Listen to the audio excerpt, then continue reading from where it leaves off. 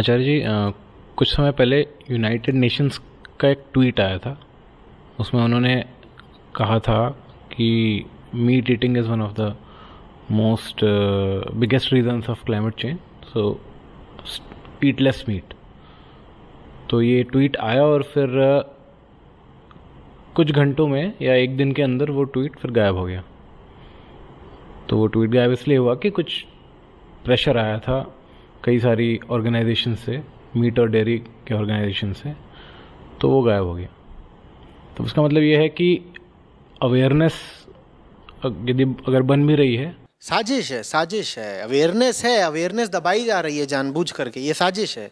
United Nations की ओर से tweet आता है कि क्लाइमेट चेंज का बहुत प्रमुख कारण मांसाहार है, लेकिन तमाम तरह की लॉबीज़ हैं, तमाम तरह के प्रेशर ग्रुप्स हैं और तमाम तरह की संवेदनाओं को, सेंसिबिलिटीज़ को ध्यान में रखना होता है।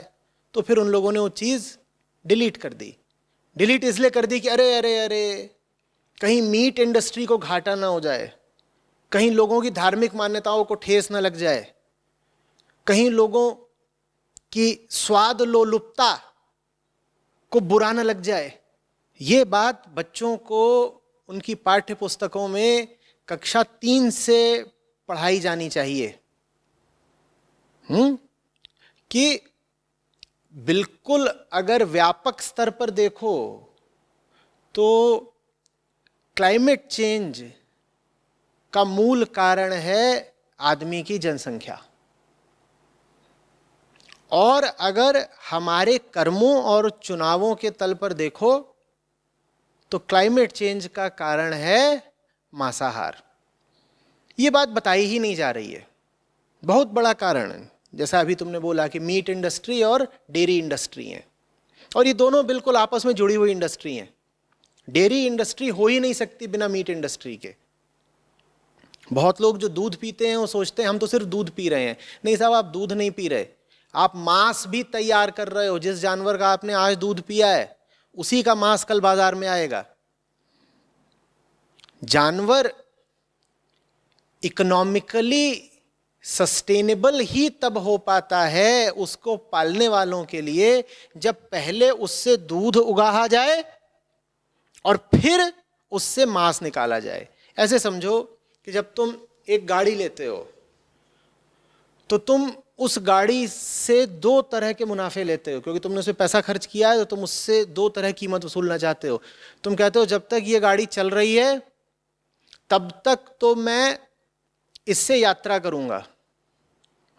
ये समझ लो तुमने गाड़ी से दूध दूह लिया कि अभी चल रही है तो मैं इससे यात्रा करता हूं, और फिर जब ये चलने लायक नहीं रहेगी तो मैं इसे कहीं बेच दूंगा, या जब मेरा इससे मन भर जाएगा तो मैं इसे बेच दूंगा। चाहे मैं किसी दूसरे ग्राहक को भेजूं, चाहे कबाड़ी को भेजूं, जिसको ही भेजूंगा कुछ रीसेल वैल्यू मिलेगी। ये तुमने मीट इंडस्ट्री को प्रोत्साहन दे दिया। तो जैसे तुम गाड़ी से दो दो तरह की कीमत या फायदे वसूलते हो ना, कि पहले चलाऊंगा और फिर रीसेल से भी तो कुछ पैसा पा जाऊंगा, उसी तरीके से ये जो जानवर पाले जाते हैं वो इसी तरह से पाले जाते हैं कि पहले इनका दूध बिकेगा फिर इनका मांस बिकेगा। जानवर पालने वाला अगर दूध को एक भाव पर बेच पा रहा है, जो भी दूध का भाव है, वो इसलिए क्योंकि पता है कि अभी आगे चल करके इस जानवर का मांस भी बिकना है। अगर उस जानवर का मांस बिकना बंद हो जाए तो दूध महंगा हो जाएगा। इसी तरीके से अगर दूध बिकना बंद हो जाए तो मांस इतना महंगा हो जाएगा कि फिर मीट खाने वालों की आफत आ जाएगी। तो इसीलिए जानवर की हत्या करने में दूध खाने वाले और मांस खाने वाले ये दोनों बिल्कुल साथ साथ चल रहे हैं। बस बात इतनी सी है कि दूध खाने वालों को अभी ये पता ही नहीं है अधिकांशतः कि जानवर के उत्पीड़न में वो भी उत्तरदायी हैं, उनकी भी जिम्मेदारी है। वो सोचते हैं हम तो सिर्फ दूध ले रहे हैं। देखिए, वो ज़माने चले गए जब घर की गाय हुआ करती थी, कि घर में ही जन्मती थी, घर में ही खाती पीती थी और फिर घर में ही वो दम तोड़ देती थी। ज़्यादातर लोग जो दुग्ध पदार्थों का इस्तेमाल करते हैं, मुझे बताइए क्या उनके घर की गाय भैंस से दूध आता है? अगर उनके घर की गाय भैंस से दूध आता है तो मैं उनको अलग रख रहा हूँ, फिर मैं उनकी बात नहीं कर रहा। पर 99% लोगों के घर में तो बाजार से दूध आता है ना, तुमको पता भी है। जिस जानवर से तुमको दूध आ रहा है वो दूध किस तरीके से आ रहा है, जानवर कितना शोषण करके आ रहा है, और जब वो जानवर तुमको दूध देने लायक नहीं रहेगा तब उस जानवर के साथ क्या व्यवहार होने वाला है।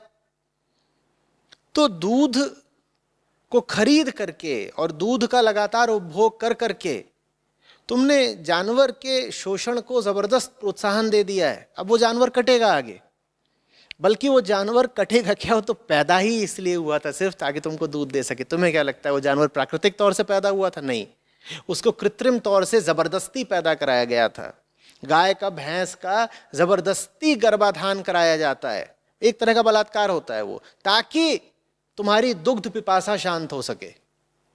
नहीं तो इतने सारे लोग हैं, इनको दूध देने के लिए गायें थोड़ी बड़ी तत्पर हैं कि दुनिया भर की गायों ने संकल्प उठाया है कि आदमी अपनी आबादी बढ़ाता रहे, बढ़ाता रहे। 800 करोड़ आदमी हो गए हैं दुनिया में, और गायें कह रही हैं कि इनको दूध देने की जिम्मेदारी हम लेते हैं ना। हमारी प्रजाति तो है ही इसीलिए कि आदमी अंधाधुंध अपनी आबादी बढ़ाता रहे और हम उसको दूध पिलाती रहें। नहीं, ऐसा कुछ नहीं है। गायों का बड़ा शोषण है, और जिन लोगों को गायों से प्रेम हो वो पहला काम तो ये करें कि दूध पीने से दूर हो जाएं, अनजाने में ही सही, लेकिन आप पशु पीड़न का पाप अपने सर ले रहे हैं। खैर, ये मुद्दा थोड़ा जो पंडित जी का और ERJ साहब का मुद्दा था उससे थोड़ा अलग हो गया, लेकिन महत्वपूर्ण मुद्दा है। ये जो 2 प्रश्न आचार्य जी आपने बताए जो आए थे, इनमें एक चीज़ मैंने देखी कि इन्होंने सफरिंग के बारे में तो बात ही नहीं की, कि जो जैसे अभी आपने बताया कि 90% तो फैक्ट्री फार्म्स में होते हैं। मैं कुछ वीडियोस यूट्यूब पर देख रहा था, आती रहती है, तो उनमें जिस तरह से उन्हें रखा जाता है एकदम छोटे से केज के अंदर, हमें तो वो भी नहीं पता है। हमें तो लगता है कि चलो किसी को लेकर ही मार रहे हैं, लेकिन ये भी हमें नहीं पता है कि वो उनका पूरा जीवन ही कैसे निकलता है। तो उस चीज़ के ऊपर भी अवेयरनेस नहीं है कि जिस तरह से उन्हें रखा जा रहा है, उन्हें पूरा बड़ा किया जा रहा है, वो सफरिंग, एक्सट्रीम सफरिंग है। ये मुद्दा एक तरफ तो महत्वपूर्ण है, दूसरी तरफ मैं इस बात में एक प्रकार का नैतिक आडंबर भी देखता हूँ। जब कहा जाता है कि जो कटने के लिए जानवर हैं उनके साथ ह्यूमेन ट्रीटमेंट होना चाहिए, मानवीय बर्ताव, तो ये बात सही भी लगती है मुझे, लेकिन जैसा कहा नैतिक आडंबर से ओतप्रोत भी लगती है। तुम कह रहे हो कि काट तो मैं उसे कल दूंगा ही, पर आज जरा उसका ख्याल रख लूं। ये क्या बात है? तुम्हें ख्याल रखना ही है तो काट ही क्यों रहे हो? और कैसा दिल है तुम्हारा कि आज तुम उसका ख्याल रखोगे और कल तुम उसकी छाती में छुरी उतार दोगे? बाकी बात तुम्हारी बिल्कुल सही है कि अगर कोई बस एक बार जा कर के देख ले, ये जितने बड़े बड़े मैकेनाइज्ड स्लॉटर हाउसेस होते हैं इनके अंदर कि किस तरीके से जानवरों की दुर्दशा है। एक बार कोई जानवर जा रहा हो कटने के लिए, उसकी आंख में आंख डाल के देख ले, फिर मजाल है कि तुम मांस खा पाओ। ये तो जो डब्बा बंद मीट तुम्हारे सामने आ जाता है, इसके कारण तुम्हें लगता है कि ये तो शायद कोई ऐसी चीज़ है जो किसी मशीन से निकली है या फल जैसी ही है।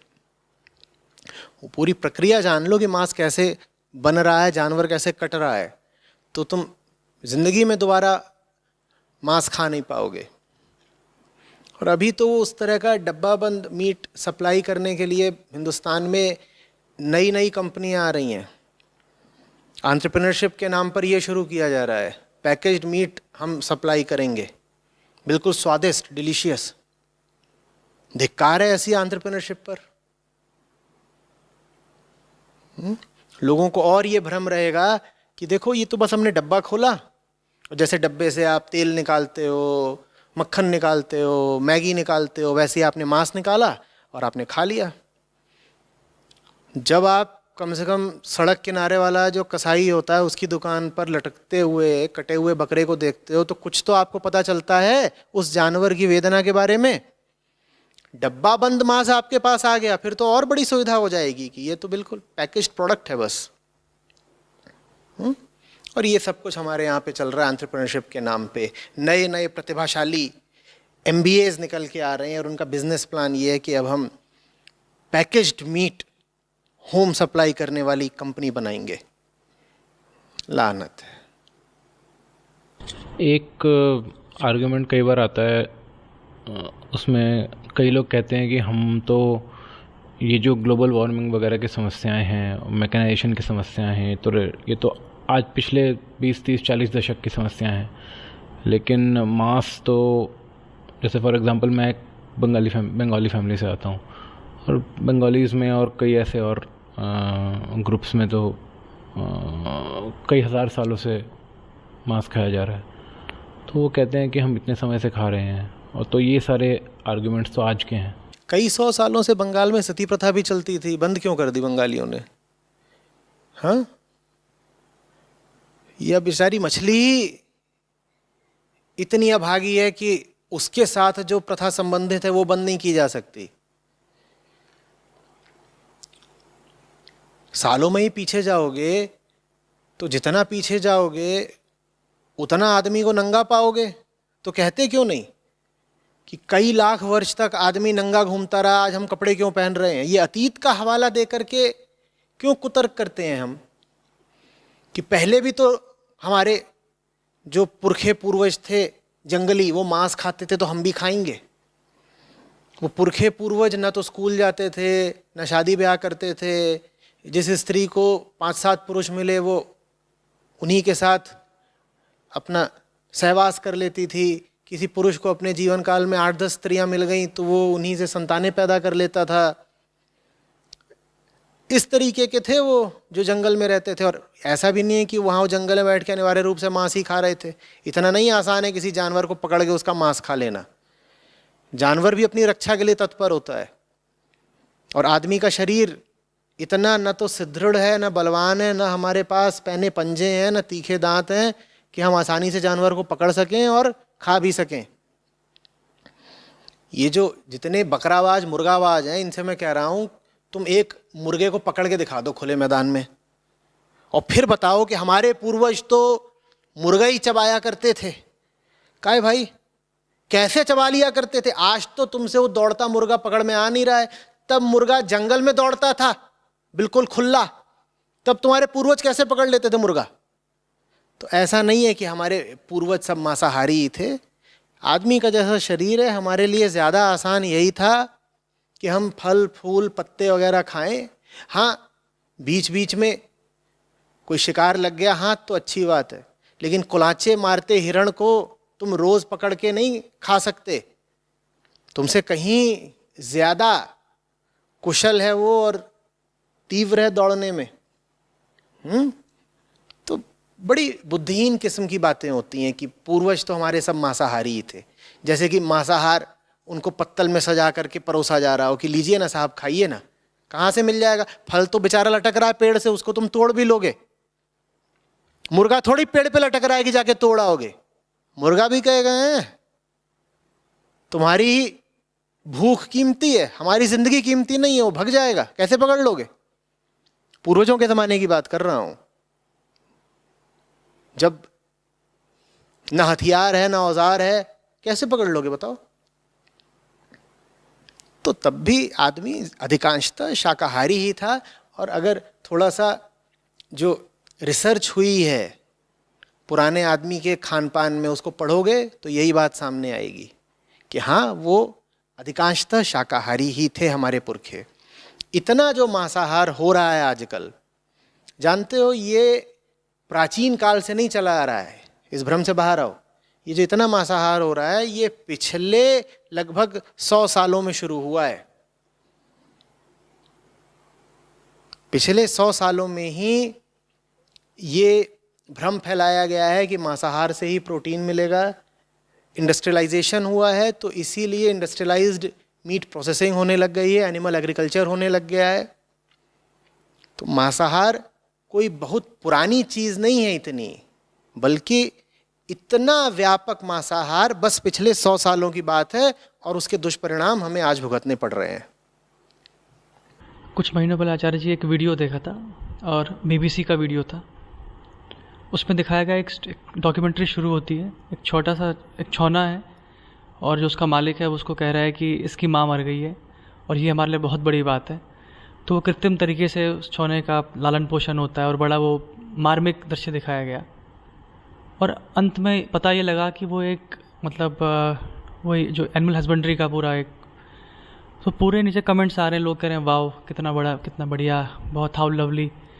और आखिरी में जब मैंने वहाँ कमेंट किया कि हम इस पूरे गेम में समझ ही नहीं पा रहे हैं कि आखिर में तो वहाँ पे वो मरेगा, ये बात ही नहीं की जा रही, आप क्या नीचे कमेंट्स लिखे जा रहे हो, वाओ कितना प्यार भरा वो सब है।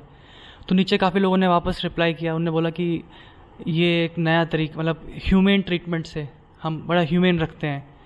तो आजकल भी मैं देख रहा हूँ काफ़ी एड्स आते हैं इंस्टाग्राम में, कुछ नए ब्रांड्स आए हैं जो बोल रहे हैं कि हम बड़े ह्यूमेन वे से इनका दूध निकालते हैं। तो जैसे गायों को हम बिल्कुल फ्रीली फील्ड्स में घूमने देते हैं और जो कैटल है उसको भी घूमने को देते हैं बिल्कुल, और फिर हम उनको आखिर और मारते भी कैसे हैं, उनको एक बुलेट मारा जाता है और ऑन द स्पॉट मारा जाता है। तो एक नया वर्ड बार बार वो कमेंट्स में यूज़ आ रहा था, खासकर उसमें मतलब वेस्टर्न वर्ल्ड के लोग थे जो लिख रहे थे ह्यूमेन ट्रीटमेंट होता है, एक ह्यूमन वे से उनको मारा जाता है, लेकिन वो मारने की बात नहीं कर रहे थे, वो ह्यूमन बात कर रहे थे। हमें अपनी पाशविक प्रवृत्तियों के मज़े भी लेने हैं और अपनी नैतिकता को भी संतुष्ट रखना है। तो हमें अपनी पशुता दिखानी है पर नैतिक तरीके से। पशुता तो दिखानी ही है पर नैतिक तरीके से, ठीक है। जैसे कि तुम किसी लड़की का बलात्कार करो और उसके बाद उससे कहो कि ये लीजिए आप 1 लाख रुपए लीजिए, देखिए मैंने यूं ही आपका शरीर नहीं भोग लिया, मैं आपके साथ बड़ा ह्यूमेन ट्रीटमेंट कर रहा हूं।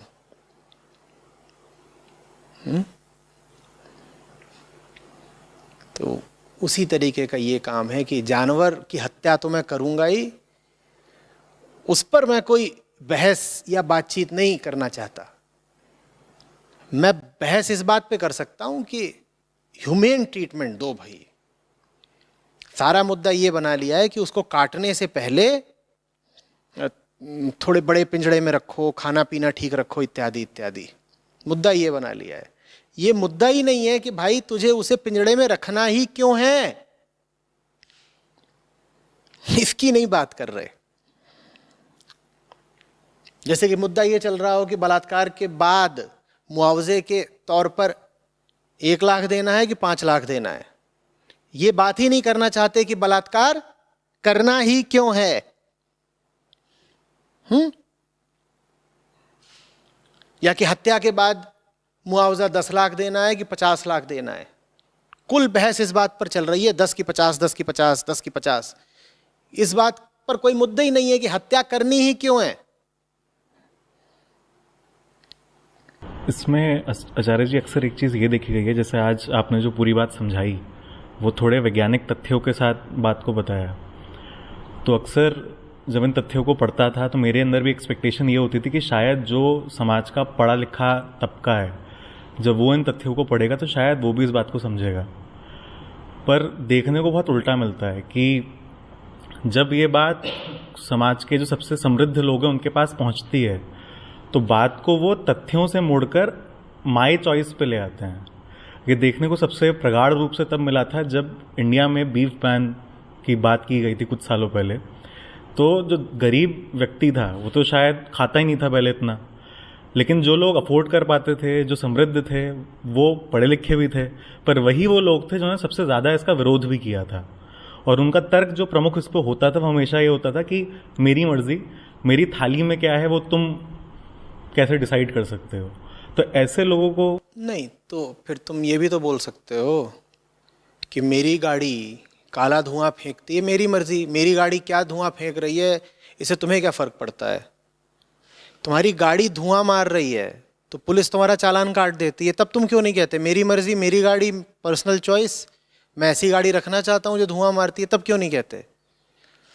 तो ये बहुत मूर्खतापूर्ण बात है कहना कि मैं मांस खा रहा हूँ मेरी मर्जी। वो तुम्हारा पर्सनल या प्राइवेट मसला थोड़ा ही है। तुमने वो जो अपनी थाली पे रखा हुआ है उससे पूरी दुनिया में ग्लोबल वार्मिंग बढ़ी है। तुम जो खा रहे हो उसका कार्बन फुटप्रिंट ज़बरदस्त है और उससे मेरे ऊपर भी असर पड़ रहा है। तो वो तुम्हारा निजी मसला नहीं है, वो मेरा भी मसला है। मैं तुमसे बात करूंगा और मैं हस्तक्षेप करूंगा और तुम्हें जवाब देना पड़ेगा कि तुम ऐसा काम क्यों कर रहे हो जिससे दुनिया भर में कार्बन डाइऑक्साइड बढ़ रही है। भाई ऐसा थोड़ी ही है कि तुम अपने एक बंद कमरे में सारा अपना जीवन बिता रहे हो जहां जो कुछ हो रहा है उसका बाकी संसार पर कोई असर नहीं पड़ रहा। तुम जो कुछ कर रहे हो उसका असर मेरे ऊपर पड़ रहा है ना, और मानसिक रूप से नहीं, बहुत टेंजिबल, बहुत भौतिक रूप से। ठीक वैसे ही तुम्हारी प्लेट पर रखे मीट का मुझ पर असर पड़ रहा है जैसे कि तुम्हारी गाड़ी से निकलते काले धुएं का मुझ पर असर पड़ रहा है। तो ये तुम्हारा पर्सनल मैटर नहीं है। निजी चुनाव और माई चॉइस इत्यादि जुमले उछाल करके बेवकूफ़ी मत करो। एक दूसरा तर्क है जो कुतर्क की तरह इस्तेमाल किया जाता है उन लोगों द्वारा जो थोड़े पढ़े लिखे भी हैं और शायद मांस खाने की तरफ रुचि भी रखते हैं। वो अक्सर कहते हैं कि जो होमो सेपियंस हैं ये अपनी पुरानी जो स्पीशीज़ थे उनसे इवॉल्व होकर होमो सेपियंस बन ही इसलिए पाए because they were meet eaters. अब तो बन गए या अभी कुछ और बनना है? अजीब बात है। तुम कक्षा 6 से कक्षा 7 में जा ही इसलिए पाए क्योंकि तुमने कक्षा 6 की किताब पढ़ी थी, तो आज भी पढ़ते रहोगे? अरे वो अतीत में हो सकता है तुम्हारे लिए लाभकारी रही हो, आज थोड़े ही है। क्या आज भी है? बोलो। तुम बचपन के दांत देखे अपने? तुम्हारे ये जो आज 32 दांत है ये आ ही इसीलिए पाए क्योंकि तुम्हारे जो दूध के दांत थे वो गिरे थे। तो आज वाले दांत भी फोड़ दें?